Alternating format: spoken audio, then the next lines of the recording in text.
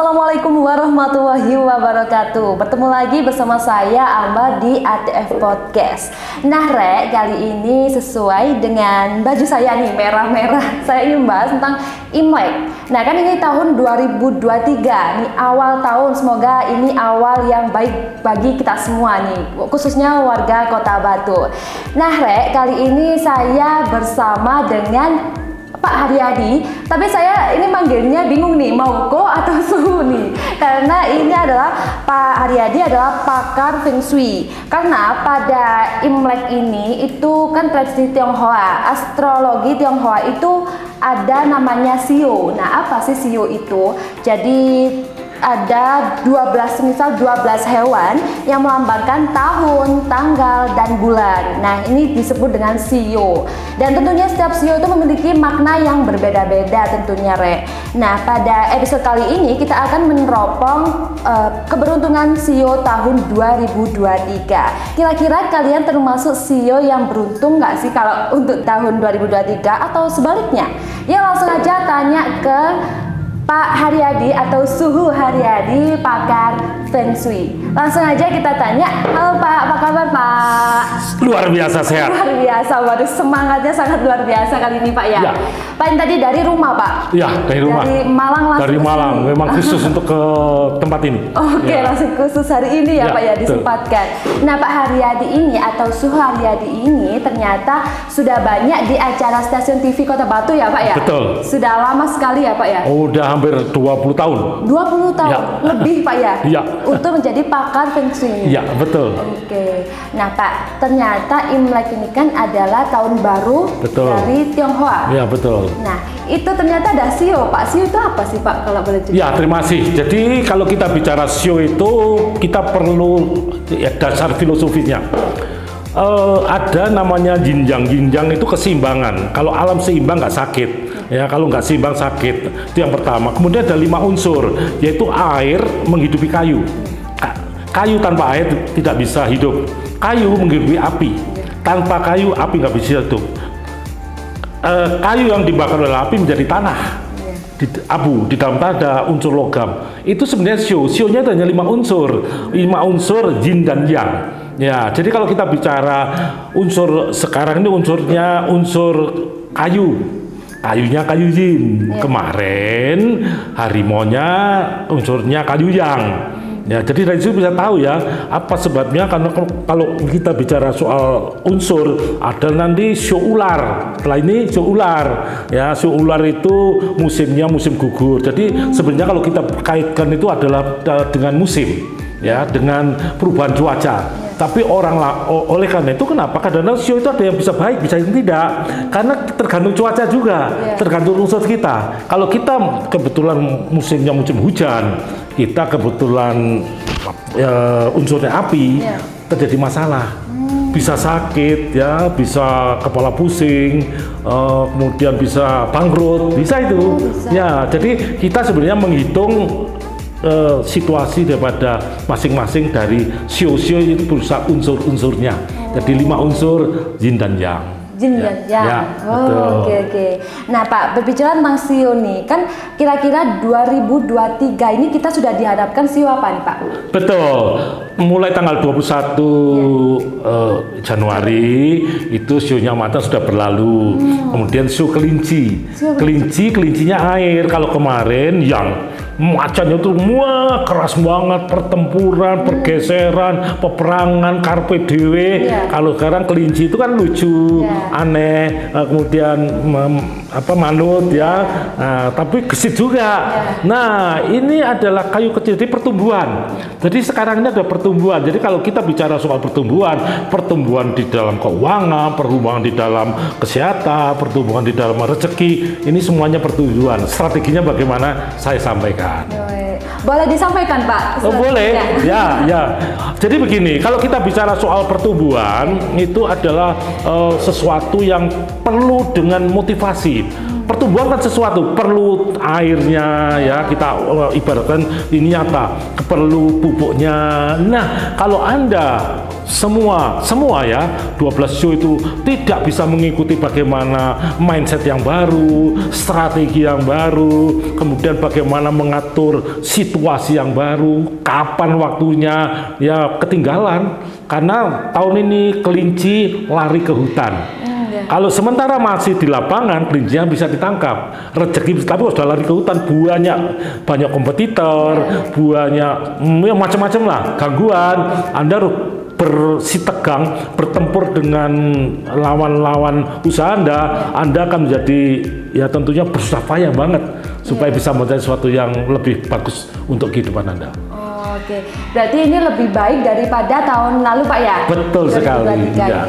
Nah, untuk tahun kelinci air nih Pak, kita itu dihadapkan oleh yang baik atau sebaliknya Pak? Keberuntungan yang baik atau sebaliknya Pak? Kalau menurut saya, ya ini sering ya, kalau kita bicara di koran, mohon maaf saya bukan di koran, di internet, itu selalu bicara mengenai show, tahunnya. Kita punya namanya tanggal lahir, itu ada show-nya, bulan lahirnya ada tahunnya, yang di tahunnya kemudian ada jamnya. Kalau kita hanya lihat tahunnya hanya 25%, misalnya ada di koran, apa namanya Scorpio ya toh, patah hati sedunia, patah hati nonsen dong ya. Show naga atau show ayam tahun ini jelek enggak juga. Kita sebenarnya kalau kita bicara itu hanya sekedar supaya orang berjaga-jaga, tapi yang benar kita harus tahu tanggal, bulan, tahun, jam lahir seseorang. Dari situ kita bisa mengambil strategi, mengambil waktunya, apa kekurangan saya, apa kelebihan saya, bagaimana saya mengantisipasi kekurangan saya, bagaimana saya mengambil tindakan yang tepat pada saat ini. Ini yang menurut saya Anda perlu ini, ya toh. Jangan cuma sekedar, oh kalau tahun ini ayam jelek nggak kerja, kemudian tidur saja, mana bisa sukses. Ya, meskipun show-nya tahun ini jelek, kita harus ngambil strategi toh. Strateginya bagaimana? Wah, oh begini, pasti menang, pasti menang. Itulah harapan saya buat masyarakat Batu dan sekitarnya. Iya, siap. Nah Pak, untuk mendapat CEO yang mendapat peruntungan ini yang kurang baik pada tahun ini tuh adakah Pak? Ya, kalau menurut kita semua show itu baik ya. Kalau menurut kita apakah ada yang baik? Ada 6 show. Ada 6 show ya. Ada yang show apa namanya yang baik, kerbau. Bagus ya, macan bagus, kelinci bagus, ular bagus, tikus bagus, anjing bagus. Bagus artinya jangan sombong. Wah, rezeki saya banyak, duitnya habis-habisan, dibuat macam-macam ya untuk membeli sesuatu. Kalau lagi rezeki, lagi hoki, simpan duitnya, masukkan bank untuk memperbesar usaha. Nah, yang jelek bisa show ayam, bisa kuda, naga, monyet, babi dan kambing. Kalau jelek ya bagaimana strateginya? Jangan menghambur-hamburkan uang, jangan mengambil keputusan yang keliru, jangan membeli barang yang kemungkinan tidak berguna, ya simpanlah untuk dipakai keperluan yang paling penting untuk sekarang dan tentunya tahun depan. Oh iya, baik-baik. Berarti ada CEO yang kurang baik tadi, cara mengantisipasinya seperti itu. Ya. Betul. Oke. Dan kalau boleh tahu nih, sedikit kepoin pribadinya Suhu Haryadi ini. Nah, Pak Haryadi kan seorang pakar Feng Shui. Ya. Kira-kira apa yang membuat Pak Haryadi ini mempelajari ilmu Feng Shui ini? Oh ya, terima kasih. Tapi sebelumnya saya berikan satu apa namanya pantun ya. Boleh ya, supaya Anda sekalian tidak merasa ragu-ragu menghadapi tahun depan. Kanda berdendang, cakep. merdu suara, cakep. Irama gendang, enak lagunya. Cakep. Tahun kelinci di depan mata, satukan hati, hadapi semua, yakin sukses. Luar biasa pantunnya, sangat menginspirasi juga ya. Pantunnya langsung langsung inspirasi juga. Untuk warga masyarakat Kota Batu ini kayaknya harus selalu nonton di podcastnya kali ini nih, karena banyak sekali yang dapat dipelajari ya sih ya. Betul. Oke. Nah, untuk tadi nih, Ya, itu baik. sudah mempelajari itu kira-kira kenapa kok? Terima saya sejak 98. 98 ini sudah 24 tahun yang lalu. Iya. Saya belajar ini, saya belajar akupuntur, saya buka lembaga kursus, saya buka tempat balai kesehatan, Iya. akupresur refleksi. Ternyata kenapa feng shui dan seseorang perjalanan hidup bisa diprediksi. Kalau kita bicara mengenai akupuntur, ini ilmu dasarnya dulu. Iya. Kalau kita tusuk di sini, misalnya sakit perut hilang, kemudian kepala pusing hilang, stroke bisa hilang. Kemudian saya mencari sebabnya. Kalau dengan satu jarum, 2 jarum kita sembuh dari penyakit. Nah, kalau kita meletakkan posisi yang tepat di rumah, ya, di tempat pekerjaan, nah, untuk menghitung seseorang, ya, memprediksi seseorang. Itu dipakai, ternyata sekarang di seluruh dunia pakai deh perusahaan-perusahaan multinasional di Indonesia, ya. Nah, sebentar lagi ini saya juga diminta oleh satu bank paling besar di Indonesia untuk bicara. Ini ternyata masih memakai, ya, memakai bagaimana anak buahnya, stafnya itu bisa dioptimalkan. Nah, itu. Nah, saya kenapa begitu? Ya itulah. Karena maaf ya, ini ayah saya kebetulan juga pejuang, ya, dimakamkan di dekatnya Pak Ebes Sugiono, ayahnya Pak Edi Rumpoko, di Taman Makam, kira-kira jarak 15 meter. Ya, beliau bukan tentara, tapi sipil perang 45, ya, ikut perang 45, mendapat 4 bintang, ya, termasuk pejuang. Waktu dia masih hidup, dia dulu di koran juga, waktu masih hidup ngomong, saya dulu berjuang, ya, mati-matian membela negara dan memberikan apa yang kamu bisa berikan negara. Saya kata nggak ada perang ya. Nah, saya belajar ilmu akupuntur, saya memberikan mengadakan kursus, saya sudah mengeluarkan, artinya mempersiapkan 2.000 orang yang sudah saya beri pelajaran, dan mereka buka praktek dimanapun saja, dari Sabang sampai Merauke, ya. Ya, saya juga membuka perkumpulannya juga, organisasi saya sudah 27 provinsi dari nol, ya, dari Aceh sampai di itu sudah ada semua. Nah, itu yang saya bisa berikan. Jadi saya belajar ilmu feng shui, mendalami untuk membantu orang supaya sukses.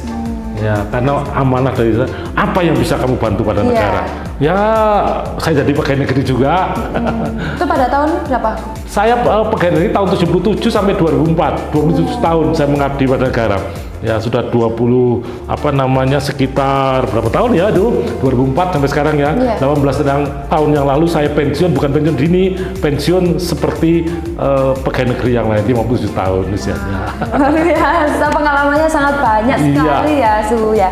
Kalau boleh tahu nih, kan ini ada kaca juga, dan ternyata ada pengukur rumah. Ya, betul. Arah. Ya. Itu yang mana sih, Su? Oh, baik. Jadi ini namanya Lauban, ya, toh.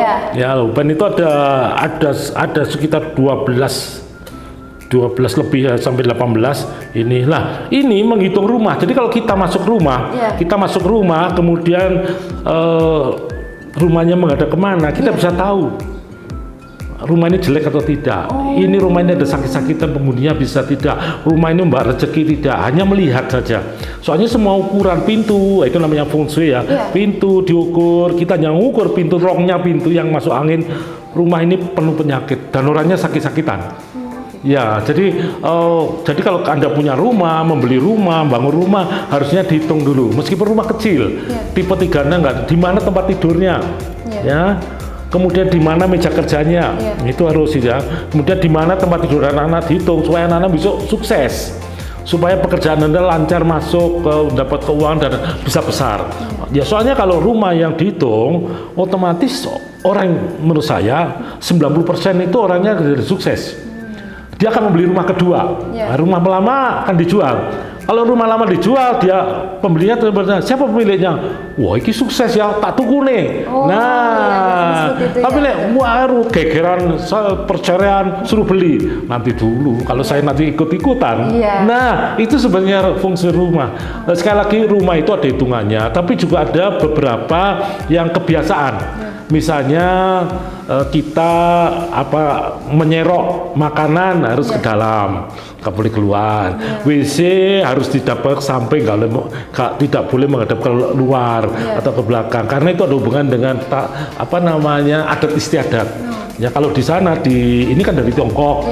Kalau WC-nya kita duduknya menghadap keluar, ya, dan sampai sekarang masih ada WC di luar di sana di Tiongkok sana. Tentunya maaf ya, kan kelihatan. Kalau belakang juga kelihatan, ke samping kelihatan pupunya, itu namanya tidak saru lah. Kalau orang Jawa tidak saru, tidak menyalahi adat. Menyerok juga gitu. Iya, menyerok ke dalam supaya rezekinya masuk, menyerok keluar supaya rezekinya jangan keluar, kan begitu. Itu contoh-contoh saja. Tata letak rumah begitu juga. Kalau misalnya di semua teman itu kadang-kadang, Pak, saya duduk di sini kok enak ya. Saya duduk di kamar mandi kok enak ya. Di kamar mandi punya inisiatif, punya rencana baru. Ya itu tempat yang bagus di kamar mandi. Ya nggak apa-apa. Sambil duduk ya, tulis rencananya apa. Sambil tidak kamar, terus sambil kan di dalam inspirasinya itu lebih banyak. Iya betul, itu muncul deh. Kenapa? Karena setiap rumah Anda dengan saya duduknya berbeda. Ini ada hubungan dengan medan magnet bumi. Ya, itulah. Baik. Oke, nah, pemirsa di rumah pastinya itu kepo atau penasaran. Kalau ingin menghubungi itu bagaimana sih biar penonton atau pemirsa di rumah itu bisa mendapatkannya untuk tanya-tanya gitu. Iya. Boleh lah. Saya kebetulan mungkin sudah banyak kenal ya. Saya siaran di beberapa TV sudah puluhan tahun. Bisa hubungi saya Haryadi lah ya. Nomornya bisa dicatat ya, boleh ya. Boleh. Ya, 081 333 111 9. Ya, 319 big. Iya, itu kayaknya nomornya bagus. Iya, 3 itu B, 1 itu I, 9 itu G. Big. Ternyata nomor aja udah bagus loh nomornya. Nah, ternyata Su Haryadi ini biasanya ada di Stadion Kanjuruhan ya? Betul, Stadion Malang. Kita dengan misi saya, kita mengadakan pengobatan untuk mereka selama 24 tahun juga. Jadi di Gajayana, Stadion Gajayana, setiap minggu itu ada pasar. Itu saya membuat itu pasar itu. Dari 0 sampai sekarang 400% itu saya dulu pertama. 98 belum ada. Di sana kita mengadakan pengobatan sosial. Bisa bertanya, ya, bisa pemijatan, bukan pemijatan enak deh, pemijatan kencing manis, darah tinggi, asam urat, ya, tidak bisa hamil. Itu bisa. Oh, bisa. Artinya yang ngobati bukan saya, suaminya dong, atau istrinya dong, biar pijet-pijetan sendiri. bisa, oh bener itu. Iya, itu. Tapi Su Haryadi yang kasih saran kayak ya, saya kasih kesan ini, bisa, enggak apa-apa itu. Ya, kan kadang-kadang ada 5-6 tahun belum punya anak ya. Kan waduh, mertua sudah bingung biasanya. Ya, ada seorang rektor juga begitu, anaknya cuma 1, kemudian dia enggak punya anak selama 5 tahun, bingung. Ya, tanya saya, sekarang ada 3 udah. Luar biasa sekali. Langsung dapat 3. Ada yang kembar. Iya, nah ini contohnya. Ya, kalau menurut perhitungan bisa dihitung. Tapi kita juga harus berupaya, selalu berdoa, dan kita harus bagaimana menyiapkan diri kita. Karena kadang-kadang untuk punya anak juga nggak siap, nggak bisa ya. Seperti mau menikah kan juga begitu, harus siap dong. Ya, bukan saja siap duitnya, siap mentalnya, siap diseneni bojone. Kan gitu ya, siap sorok. Biasanya di rumah, ayo jangan bangun tidur aja, ayo tangi masak itu sama. Ayo beresin rumahnya. Iya. Oke, kok kayaknya nih pemirsa di rumah pasti penasaran cara kerjanya itu bagaimana sih kok? Oke, jadi kalau kita bicara soal cara kerja mengenai perhitungan. Iya, perhitungan. Ada, memang ini suatu ilmu ya. Jadi ilmu ini ternyata sudah 5.000 tahun yang lalu. Yang saya sampaikan ilmu bagaimana memprediksi suara sudah 5.000 tahun yang lalu.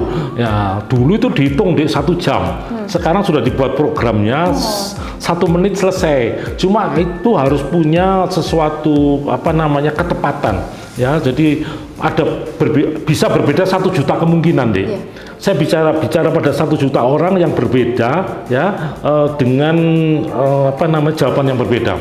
Sama tanggal lahirnya, sama tanggal lahirnya di mana dia dilahirkan. Ya toh, kayak ini sama tanggal lahir kan pasti ya jadi bos. Cuma satunya dilahirkan di daerah yang terpencil, yang nggak ada sekolahnya, nggak sekolah, ya jadi bos mungkin bos di kampung. Nah, tapi kalau dia di sekolah kan bosnya bos besar. Nah, itu tergantung dari orang tuanya, strateginya, sama. Jadi istilahnya sama tanggal lahirnya belum tentu sama nasibnya. Istrinya siapa? Oleh itu sebagai seorang wanita ya harus cari lelaki yang akan menjadi bos, yang mampu menafkahi semuanya. Jadi Anda tinggal tidur makan dapat duit tadi. Aduh, enak itu setiap hari tinggal terima uang. Nah, itu yang dicari loh. Ya sudah, itu nanti saya carikan masih ketemu lah. Biasa. Aduh, kayaknya saya penasaran ini, habis ini saya mau tanya-tanya aja. Oke. Nah, itu tadi Suhu ya. Tadi udah mendapatkan informasi yang banyak sekali dari Suhu Haryadi, ternyata sebagai pakar Feng Shui ya. Nah, itu tadi informasinya tentang keberuntungan di tahun 2023 di tahun kelinci ini tadi. Apakah mau ada yang disampaikan Suhu dari? Ya, baik. Ini untuk semua Shu. Ya, jangan merasa Shu-nya jelek, ya kemudian hasilnya jelek, ya loh. Indonesia bagus juga loh. Kita kalau perhitungkan sampai dengan pertengahan tahun ini bagus, rezeki bagus banget. Luar biasa bagus. Jadi kalau Indonesia bagus, Anda berarti harus bisa menjaring rezeki. Ya, sebentar lagi kan mau pemilu, ya, banyak pakaian, banyak baju-baju, ya dan segala macam lah yang mungkin bisa dipakai. Jadi menurut saya ada satu kata pepatah dari Tiongkok kuno, di tengah-tengah samudera kehidupan, asalkan kau selalu bergerak menggeliat, niscaya ombak seganas apapun tak akan dapat menenggelamkan dirimu. Luar biasa. Siapkan diri Anda, siapkan strategi. Yakin apapun Anda bisa ngambang, tidak bisa tenggelam. Dan itu harapan saya kepada semua orang yang mendengar acara kita hari ini. Terima kasih. Nah, ini tadi guys, atau para dulur arek batu, itu tadi kata-kata yang sudah disampaikan oleh Suhu Haryadi, pakar Feng Shui. Karena pada tahun 2023 ini ya Suhu ya, ini banyak sekali keberuntungannya ya. Betul. Jadi untuk para pemuda atau generasi muda di kota Batu atau sekitarnya, yuk langsung semangat nih untuk meraih keberuntungan itu ya. Jangan patah semangat. Kalau enggak tentu, ini bisa hidup enggak saya? Bisa sukses enggak? Itu kadang-kadang itu ya. Iya, nggak boleh pesimis, harus optimis ya untuk pemirsa di rumah. Nah, itu tadi informasinya dari Suhu Haryadi. Ini ada angkringan juga, ada minuman jahe, jahe jeruk boleh. Ini mumpung cuacanya lagi hujan. Mantap. Boleh dicoba dulu Suhu. Iya, aduh. Nah, gimana Suhu? Luar biasa. Oke, terima kasih Suhu sudah mampir ke ATF Podcast kali ini, sudah dipersiapkan dulu. Tadi sudah membawa alat-alatnya, jadi saya yang nggak tahu sih itu apa ternyata sekarang. Oke, terima kasih pemirsa di rumah. Tadi pesan dan kesan dari Suhu. Jangan lupa like, comment, and subscribe channel Amung Tani Foundation dan berikan saran untuk siapa lagi nih narasumber yang kita mau wawancarai. Nanti biar kalian tuh bisa diinspirasi oleh seseorang tersebut. Saya Ambar, saya mohon pamit. Wassalamualaikum warahmatullahi wabarakatuh.